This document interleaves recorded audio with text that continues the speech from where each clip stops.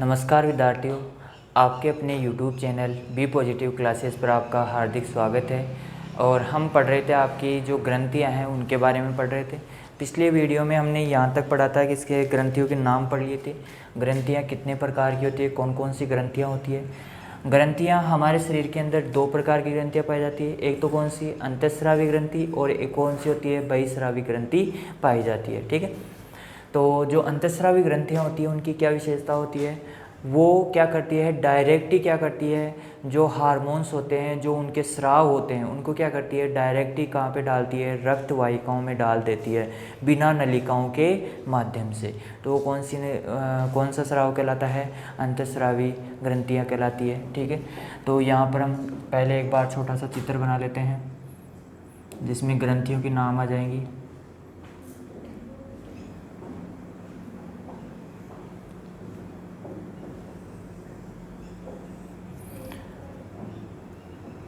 देखो, यहाँ पर होती है, जो मस्तिष्क होता है उसके अंदर पाई जाती है हाइपोथैलेमस।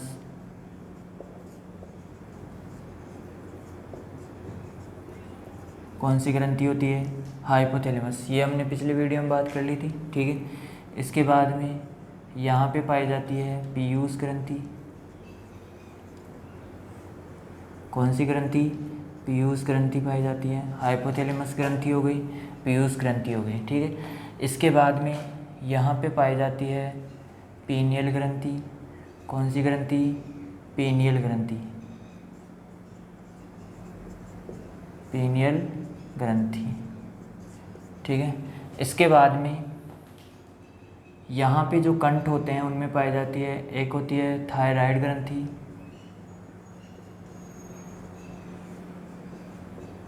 कौन सी ग्रंथि होती है, थायराइड ग्रंथि। ठीक है, इसके बाद में ये जो ग्रंथि होती है ये क्या कहलाती है, पैराथायराइड ग्रंथि कहलाती है।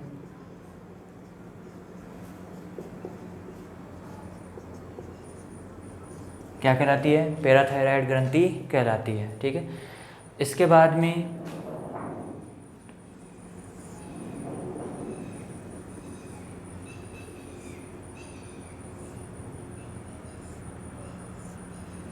इस प्रकार हमारा शरीर होता है।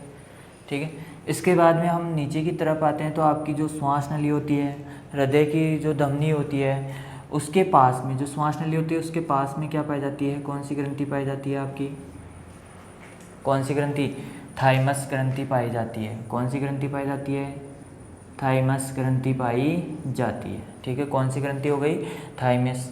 थाइमस के बाद में यहाँ पर पाई जाती है आपकी जो उदर होता है उसमें पाई जाती है अग्नाशय ग्रंथि पाई जाती है। कौन सी ग्रंथि, अग्नाशय ग्रंथि पाई जाती है। कौन सी ग्रंथि पाई जाती है, अग्नाशय ग्रंथि पाई जाती है। ठीक है, इसके बाद में वरक आ जाते हैं। ठीक है, क्या आ जाते हैं, वरक।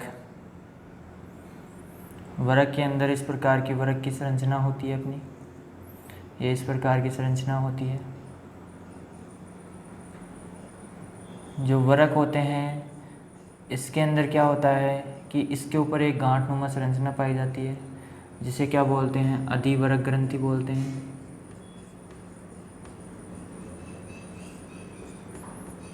कौन सी ग्रंथि हो गई, अधिवरक ग्रंथि हो गई। ठीक है, इसके बाद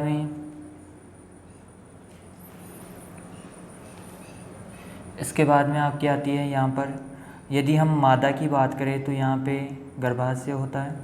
क्या होता है, गर्भाशय होता है।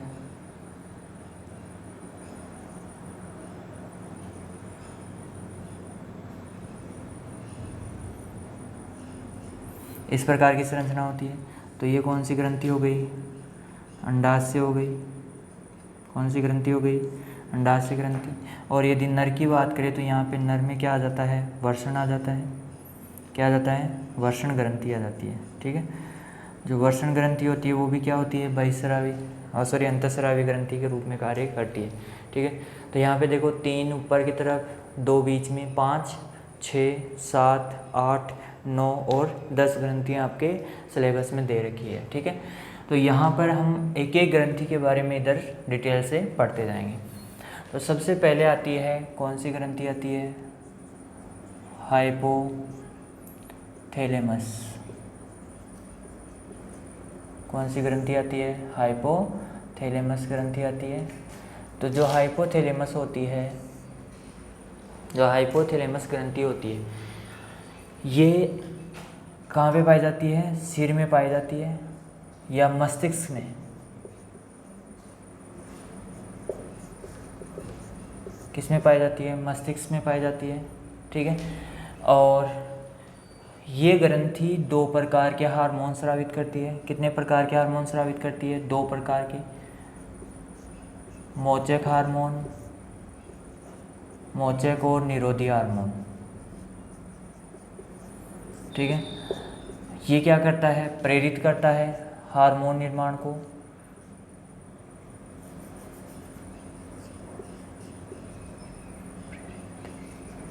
क्या करता है? प्रेरित करता है। ठीक है। और इसके अंदर ये क्या करता है? नियंत्रित करता है। क्या करता है? नियंत्रित करता है। क्या करता है? नियंत्रित करता है। ठीक है। तो यहाँ पर जो मस्तिष्क में पाई जाती है, एक तो मोचक हार्मोन और एक क्या होता है? निरोधी हार्मोन स्रावित किए जाती है इसके द्वारा। ठीक है। ये क्या करती है? जो आपकी पीयूष ग्रंथि होती है, क्या होती है? पीयूष ग्रंथि होती है, उसके ऊपर नियंत्रण रखती है। यानी कि जो इसके स्राव होते हैं, क्या होते हैं? स्राव होते हैं, उनके ऊपर नियंत्रण करती है। क्या करती है? उनके ऊपर नियंत्रण करती है।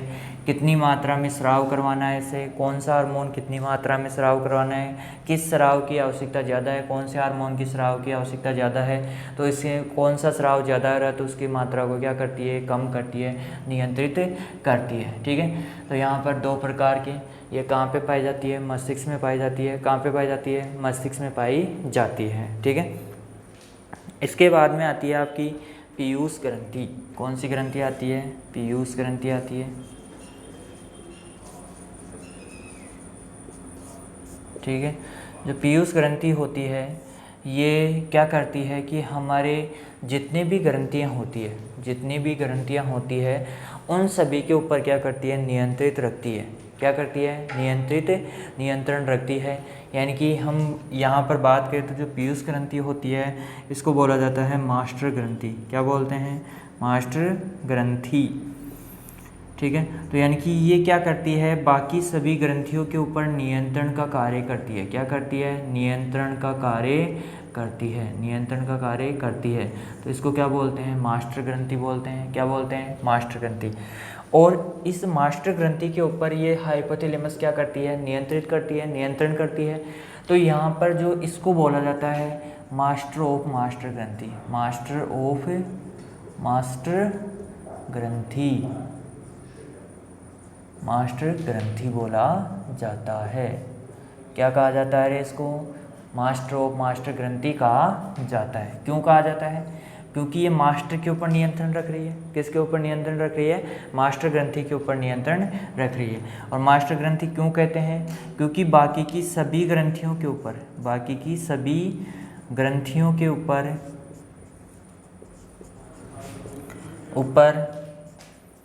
नियंत्रण का कार्य करती है। क्या करती है? नियंत्रण का कार्य करती है। क्या करती है? नियंत्रण का कार्य करती है। कौन सी ग्रंथि? पीयूष ग्रंथि। ठीक है। अब पीयूष ग्रंथि सभी ग्रंथियों पर क्या करती है? इसके अंदर नियंत्रण करती है। इसके द्वारा स्रावित हार्मोन,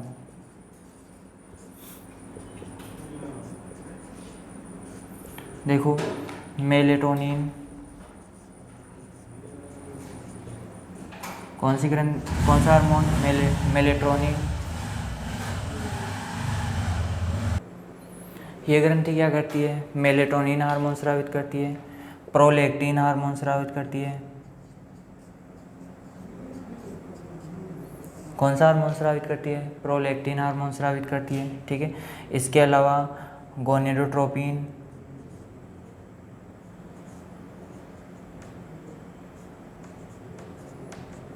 हार्मोन स्रावित करती है।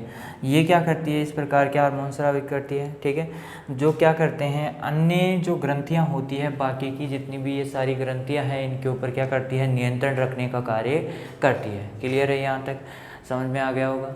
ठीक है। नहीं समझ में आया तो वीडियो को दोबारा देखे चलाकर। ठीक है। मास्टर ग्रंथि किसे कहते हैं? हाइपोथैलेमस को कहते हैं। यहाँ पे मोचक और निरोधी हार्मोन स्रावित किया जाता है हाइपोथैलेमस के द्वारा, जो क्या करता है, ये तो प्रेरित करता है, और ये क्या करता है, इसके अंदर प्रेरित करता है। और ये जो निरोधी हार्मोन होता है, ये क्या करता है, नियंत्रित करता है हार्मोन के स्राव को। यानी कि ये तो क्या करता है, इसके अंदर किसी भी ग्रंथि को हार्मोन निर्मित करने के लिए आदेश देता है, और ये क्या करता है, ज़्यादा हार्मोन उत्पन्न हो रहा है तो उसको क्या करता है, नियंत्रित करता है, यानी हार्मोन ग्रंथि को निर्देश देता है कि इसके द्वारा हार्मोन कम स्रावित किया जाए। ठीक है, तो पीयूष ग्रंथि के ऊपर क्या करता है, नियंत्रण रखने का कार्य करता है हाइपोथैलेमस ग्रंथि। इसके बाद में आती है पीयूष ग्रंथि। पीयूष ग्रंथि को क्या कहते हैं, मास्टर ग्रंथि कहते हैं, क्योंकि ये सभी ग्रंथियों के ऊपर क्या करती है, नियंत्रण का कार्य करती है। इसके द्वारा स्रावित हार्मोन मेलेटोनिन, प्रोलैक्टिन, गोनेडोट्रोपिन, ठीक है, इस प्रकार के कुछ हार्मोन्स होते हैं जिनके द्वारा इसके द्वारा क्या किया जाता है, अन्य ग्रंथियों पर नियंत्रण रखा जाता है। ठीक है, इसके बाद में देखो 2 ग्रंथियाँ कंप्लीट हो गई। तीसरी ग्रंथि की बात करते हैं हम।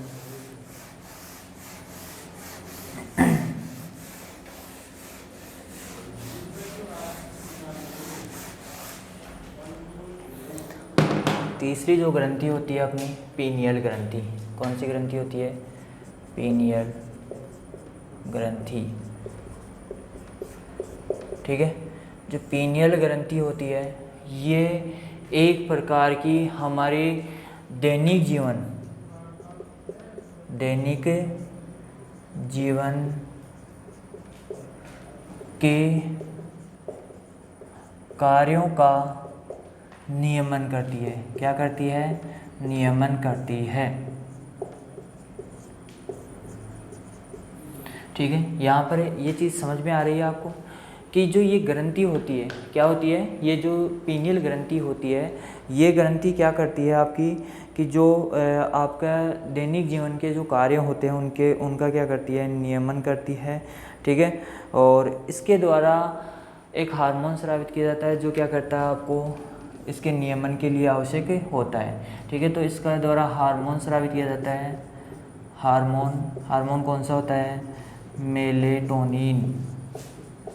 कौन सा हार्मोन होता है? मेलेटोनिन हार्मोन होता है। कौन सा हार्मोन होता है? मेलेटोनिन हार्मोन होता है, जो दैनिक जीवन के कार्यों का नियमन करने का कार्य करती है। ठीक है, इसलिए इसको जो दैनिक जीवन के कार्यों को नियमन करने के लिए जो ये ग्रंथि होती है, इसलिए इसको क्या कहते हैं, बायोलॉजिकल क्लॉक कहते हैं। क्या कहते हैं? बायोलॉजिकल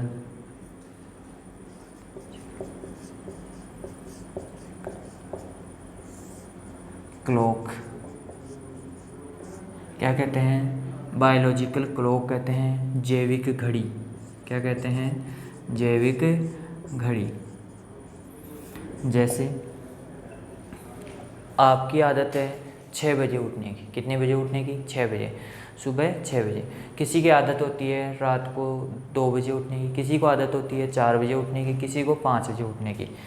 तो वो व्यक्ति 5 बजे ही क्यों उठता है? कितनी बजे? 5 बजे ही। जैसे ही 5 बजे, चाहे से रात को वो 2 बजे सोया हो, चाहे से 3 बजे सोया हो, और चाहे से वो 12 बजे सोया हो, चाहे से रात को कभी भी सो जाए, लेकिन जब उसको सुबह आंखें खुलेगी तो क्या होगा, उसको फिक्स 5 बजते ही क्या हो जाएगी, आंखें खुल जाएगी। समझ में आ रहा है? यानी कि ये क्या करती है, आपके जो दैनिक जीवन की क्रियाएं होती है, ठीक है, जो निरंतर होती है, ठीक है, तो वो क्रियाएं ये क्या करती है, नियंत्रित करती है, आपको 5 बजे उठाने का कार्य करती है। ठीक है, तो यानी कि ये क्या कर रही है, दैनिक जीवन में जितने भी कार्य होते हैं उनका क्या करता है, नियमन करता है, नियम के अनुसार क्या करता है, उसको संचालित करता है। ठीक है, और कौन सा हार्मोन स्रावित किया जाता है? मेलेटोनिन नामक सा हार्मोन स्रावित किया जाता है। ठीक है, तो इसको क्या कहते हैं, बायोलॉजिकल क्लॉक कहते हैं, और क्या कहते हैं, जैविक घड़ी भी कहा जाता है। बायोलॉजिकल क्लॉक या जैविक घड़ी कहा जाता है। इसके द्वारा स्रावित हार्मोन कौन सा होता है? मेलेटोनिन होता है। कौन सा हार्मोन होता है? मेलेटोनिन होता है। इसके बाद में तीसरी ग्रंथि कंप्लीट हो गई। चौथी ग्रंथि की बात करते हैं। चौथी ग्रंथि देखो यहाँ पर कौन सी ग्रंथि है? थायराइड। थायराइड जो ग्रंथि है, कौन सी ग्रंथि है? थायराइड। ये पाई कहाँ पे जाती है? ये आपकी गले में पाई जाती है। कहाँ पे पाई जाती है? गले में पाई जाती है। ठीक है। जो थायराइड ग्रंथि होती है, इसके द्वारा जो हार्मोन होता है, हार्मोन कौन सा होता है? थायरोक्सिन हार्मोन होता है। कौन सा हार्मोन होता है? थायरोक्सिन हार्मोन होता है। ठीक है। तो थायरोक्सिन हार्मोन होता है, ये किसके द्वारा बनता है? ये आयोडीन के द्वारा निर्मित होता है। यानी कि आयोडीन इसमें एक महत्वपूर्ण भूमिका निभाता है निर्माण के अंदर। किसके अंदर? निर्माण के अंदर। ठीक है। और यदि आयोडीन की कमी हो जाती है, किसकी कमी हो जाती है? आयोडीन की कमी क्या हो जाती है? आयोडीन की कमी हो जाती है तो हमें गलगंड रोग हो जाता है। कौन सा रोग हो जाता है? गलगंड रोग हो जाता है। कौन सा रोग हो जाता है? गलगंड का। यानी कि हमारे शरीर में किसकी कमी हो रही है? आयोडीन।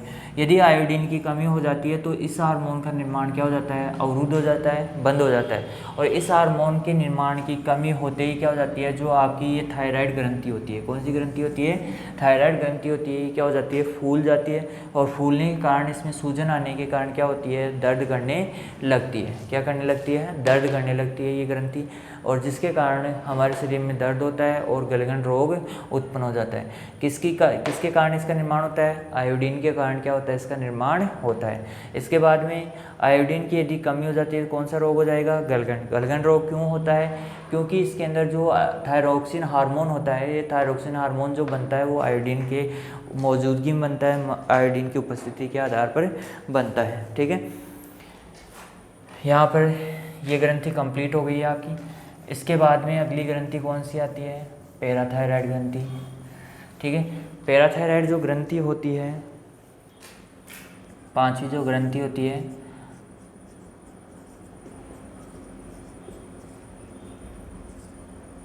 पैराथायराइड ग्रंथि। ठीक है। जो पैराथायराइड ग्रंथि होती है, ये पैराथार्मोन हार्मोन स्रावित करती है।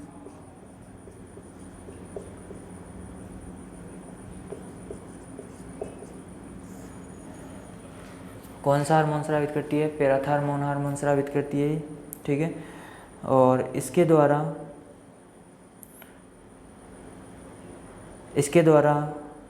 क्या किया जाता है? ये क्या करती है? ये पाई कहाँ पे जाती है? ये जो आपकी थायराइड ग्रंथि होती है, इसके नीचे ही पाई जाती है। जो थायराइड ग्रंथि होती है, इसके नीचे ही पाई जाती है, जस्ट इसके पास में पाई जाती है। ठीक है। और ये क्या करती है? इसके अंदर जो रक्त होता है, क्या होता है? रक्त होता है। रक्त के अंदर कैल्शियम व फास्फेट के स्तर को नियंत्रित रखती है। क्या करती है? नियंत्रित रखती है। किसके स्तर को? कैल्शियम व फास्फेट के स्तर को नियंत्रित रखती है। यदि पैराथार्मोन हार्मोन की कमी हो जाती है, क्या हो जाती है? कमी हो जाती है। तो कमी होने के कारण, इसकी कमी के कारण क्या हो जाता है? टिटेनी रोग हो जाता है। कौन सा रोग हो जाता है? टिटेनी रोग हो जाता है। ठीक है। तो ये ग्रंथि होती है। एक पाई कहाँ पे जाती है? ये कंठ में ही पाई जाती है, थायराइड ग्रंथि के जस्ट पास में पाई जाती है। और कौन सा हार्मोन स्रावित करती है? पैराथार्मोन हार्मोन स्रावित करती है। ठीक है। इसके बाद में जो अगली ग्रंथि है वो है आपकी कौन सी? थाइमस ग्रंथि। देखो यहाँ पर 3 ग्रंथियाँ कंप्लीट हो गई। देखो, हाइपोथैलेमस, ये सभी ग्रंथियों के ऊपर नियंत्रण रखने वाली ग्रंथि होती है। पीयूष ग्रंथि इसके ऊपर नियंत्रण रखती है, इसलिए इसको क्या कहते हैं? मास्टर ग्रंथि कहते हैं। जबकि पीयूष ग्रंथि को क्या बोलते हैं? पीयूष ग्रंथि को मास्टर ग्रंथि बोला जाता है। पीनियल ग्रंथि ये दैनिक जीवन की क्रियाओं को क्या करती है? नियंत्रित करती है। थायराइड ग्रंथि थायरोक्सिन हार्मोन स्रावित करती है, जो क्या करती है? थायराइड जो गलगंड रोग होता है उसका नियंत्रण करती है। ठीक है। और ये आयोडीन की उपस्थिति के आधार पर करती है निर्माण। और इसके बाद में पैराथायराइड ग्रंथि, पैराथार्मोन हार्मोन स्रावित करती है। ठीक है। और जो अगली ग्रंथि आती है, छठी ग्रंथि,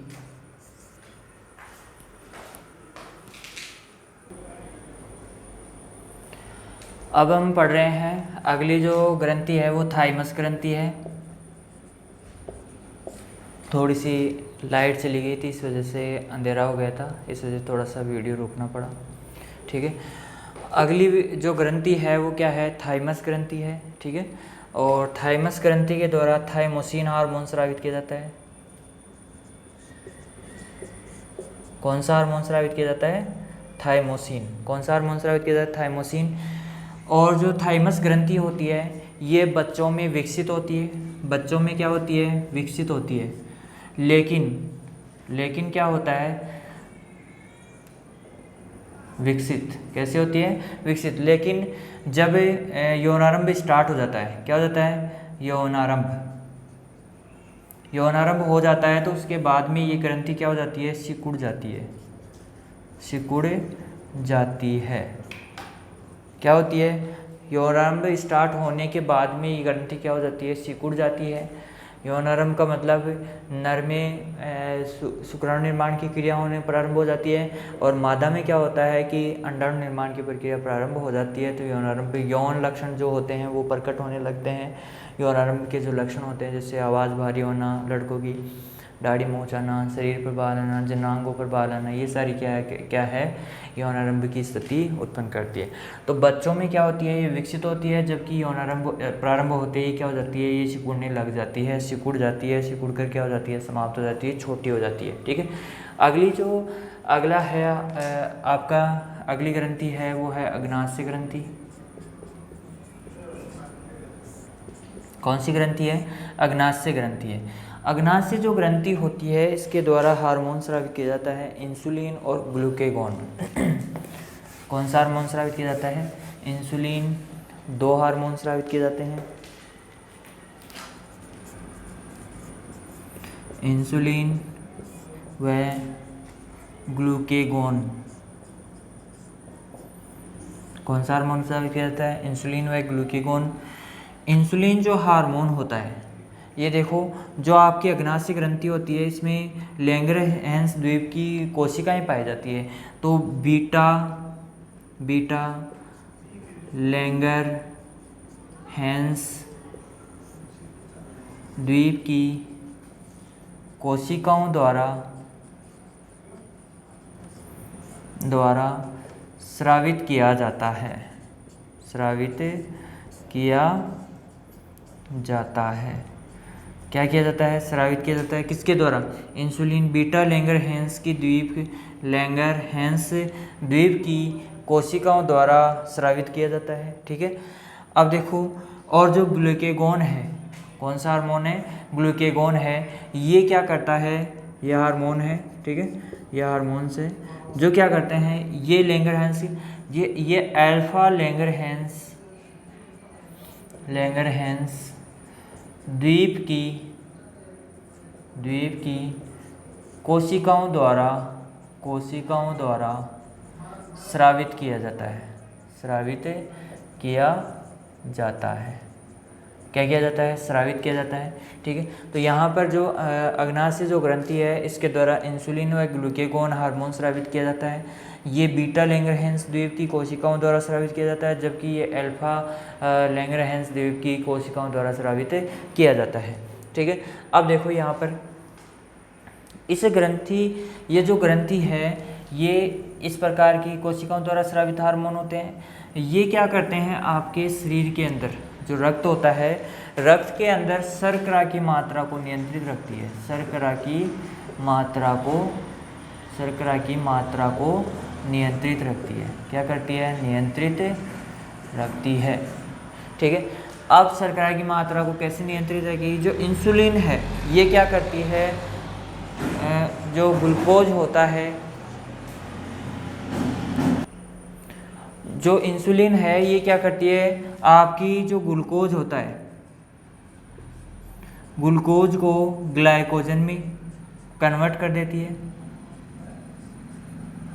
किसमें कन्वर्ट कर देती है, ग्लाइकोजन में। तथा जो ग्लूकेगॉन है ये ग्रंथि क्या करती है, इसका उल्टा कर देती है, यानी कि इसको वापस से इसके अंदर, ये भी क्या है, शर्करा है, क्या है, शर्करा, और ये भी क्या है, शर्करा है, क्या है, शर्करा है, ठीक है। तो इंसुलिन क्या करती है, ग्लूकोज को ग्लाइकोजन में कन्वर्ट कर देती है, जबकि ग्लाइकोजन को वापस से ग्लूकोज में कन्वर्ट कौन कर देता है, ग्लूकेगॉन जो हार्मोन होता है वो क्या कर देता है, कन्वर्ट कर देता है, बदल देता है। तो यहाँ पर हम बात कर रहे हैं इंसुलिन और ग्लूकागॉन की। तो इस प्रकार ये क्या करते हैं, रक्त में शर्करा का नियंत्रण करते हैं, यानी किसी भी शर्करा की मात्रा को बढ़ने नहीं देते हैं। अब शर्करा की मात्रा यदि इसके अंदर, यदि मान लो इंसुलिन हार्मोन की क्या हो जाती है, कमी हो जाती है, तो ग्लूकोज ग्लाइकोजन में चेंज होगा नहीं, और ग्लूकागॉन हार्मोन होगा वो क्या करेगा, ग्लाइकोजन को ग्लूकोज में चेंज करता रहेगा, जिससे इसकी तो अधिकता हो जाएगी, इसकी कमी हो जाएगी। तो इस प्रकार की जो शर्करा की अनियंत्रितता हो जाती है या शर्करा की मात्रा बढ़ जाती है, तो इस प्रकार के रोग को क्या कहते हैं, मधुमेह रोग कहते हैं, मधुमेह रोग कहते हैं। क्लियर है। और ये कौन सी ग्रंथि करती है, अग्नाशय ग्रंथि। अग्नाशय ग्रंथि के द्वारा दो हार्मोन स्रावित के इंसुलिन और ग्लूकागॉन। इंसुलिन होता है वो ग्लूकोज को ग्लाइकोजन में शर्करा में चेंज कर देता है, और ग्लूकागॉन है ये क्या करता है, ग्लाइकोजन को ग्लूकोज में चेंज कर देता है। इसके बाद में यदि इसमें इस इंसुलिन हार्मोन की कमी होती है तो क्या होता है, मधुमेह रोग हो जाता है। कौन सा रोग हो जाता है, मधुमेह रोग हो जाता है, यानी कि शर्करा की मात्रा मूत्र व रक्त में बढ़ जाती है। किस में बढ़ जाती है, मूत्र और रक्त में क्या हो जाती है, शर्करा की मात्रा बढ़ जाती है, जिसके कारण मधुमेह नामक रोग हो जाता है। ठीक है। इसके बाद में इस ग्रंथि के द्वारा कुछ पाचक रस भी स्रावित किए जाते हैं, जो बहिस्रावी होते हैं। ये दोनों हार्मोन्स तो क्या होते हैं, अंतःस्रावी होते हैं। तो ये बहिस्रावी अंतःस्रावी दोनों प्रकार की ग्रंथि है। ठीक है। तो ये जो ग्रंथि है ये अंतःस्रावी पाचक रसों का निर्माण करती है, जो क्या करते हैं, आपके भोजन के पाचन में भी सहायक होते हैं। क्या किस में सहायक होते हैं, भोजन के पाचन में भी सहायक होते हैं। ठीक है। इसके बाद में अगली जो ग्रंथि होती है वो कौन सी होती है, अधिवरक ग्रंथि होती है। कौन सी ग्रंथि होती है, अधिवरक ग्रंथि। क्योंकि अधिवरक ग्रंथि क्यों बोलते हैं, एड्रिनल ग्रंथि ग्लैंड क्यों बोलते हैं इसको, तो जो अधिवरक ग्रंथि है ये क्या करती है, इसके अंदर अधिवरक ग्रंथि ये वरक के ऊपर एक गांठनुमा संरचना पाई जाती है, इसलिए इसको अधिवरक एड्रिनल ग्रंथि बोला जाता है। ठीक है। इसके द्वारा दो हार्मोन स्रावित किए जाते हैं, इसके द्वारा दो हार्मोन स्रावित किए जाते हैं, एड्रेनलिन और नॉर एड्रेनलिन।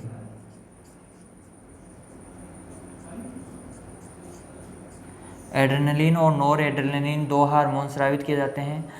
ये जो ग्रंथि होती है, ये जो हार्मोन होते हैं, ये क्या करते हैं, आपातकालीन स्थिति में क्या करते हैं, आपातकाल स्थिति में हृदय गति श्वास गति के ऊपर क्या करती है, नियंत्रण करती है। हृदय गति और श्वास गति होती है, इस समय क्या करती है, ऊर्जा देने का कार्य करती है, नियंत्रित करने का कार्य करती है। इन गतिविधियों को क्या करती है, नियंत्रित करती है। ठीक है। जैसे हमारे अचानक से कोई जानवर आ जाता है सामने, अंधेरे में चलते हैं, कोई चीज़ गिर जाती है अचानक से, तो हम क्या हो जाते हैं, डर जाते हैं। ठीक है। तो इस समय क्या होती है, हमारी हृदय गति बढ़ जाती है, श्वास गति बढ़ती है। तो इस वजह से क्या होता है कि इस समय ये आपातकालीन की स्थिति में एड्रेनलिन और नॉर एड्रेनलिन जो ग्रंथियाँ होती है, ये क्या करती है, जो हार्मोन होते हैं, ये क्या करते हैं, इसके गति को नियंत्रित करने का कार्य करते हैं, ऊर्जा देने का कार्य करते हैं। ठीक है। अधिवरक ग्रंथि आपकी कंप्लीट हो गई। इसके बाद में अगली जो ग्रंथि आती है आपकी, कौन सी आती है, नर ग्रंथि आती है। नर ग्रंथि कौन सी होती है, वर्षण होता है। वर्षण को क्या माना जाता है, ग्रंथि माना जाता है। तो यहाँ पे वर्षण, ठीक है। जो वर्षण होता है इसके द्वारा एक हार्मोन स्रावित किया जाता है, जिसे नर लैंगिक हार्मोन कहा जाता है। नर लैंगिक हार्मोन कहा जाता है इसको। ठीक है। और जो ये हार्मोन होता है वो कौन सा होता है, टेस्टोस्टेरोन होता है, टेस्टोस्टेरोन। ठीक है। जो टेस्टोस्टेरोन होता है ये क्या करता है, इसके अंदर आपके जो इसके अंदर शुक्राणु निर्माण की क्रिया करता है। क्या करता है, शुक्राणु निर्माण की क्रिया करता है। इसके अलावा ये क्या करता है, लैंगिक जननांगों के विकास में सहायक होता है। लैंगिक जननांगों के विकास में सहायक होता है, यानी कि विकास करता है।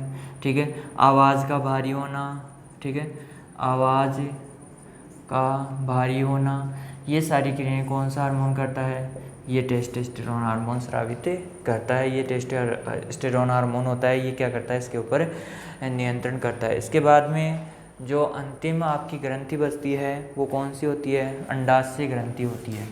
कौन सी ग्रंथि होती है? अंडाशय। और कौन सी नंबर की आ गई? 9 नंबर हो गए। और 10 नंबर की जो ग्रंथि है ये क्या करती है? अंडाशय ग्रंथि। अंडाशय ग्रंथि है ये क्या करती है? इसके अंदर दो हार्मोन स्रावित करती है, प्रोजेस्टेरोन व एस्ट्रोजन। प्रोजेस्टेरोन व एस्ट्रोजन, ठीक है। ये क्या करते हैं? मादा के अंदर लैंगिक अंगों के विकास में सहायक होते हैं। किसके अंदर? लैंगिक अंगों के विकास में सहायक होती है मादा के अंदर, ठीक है। इसके अलावा जननांगों पर बालों का आना,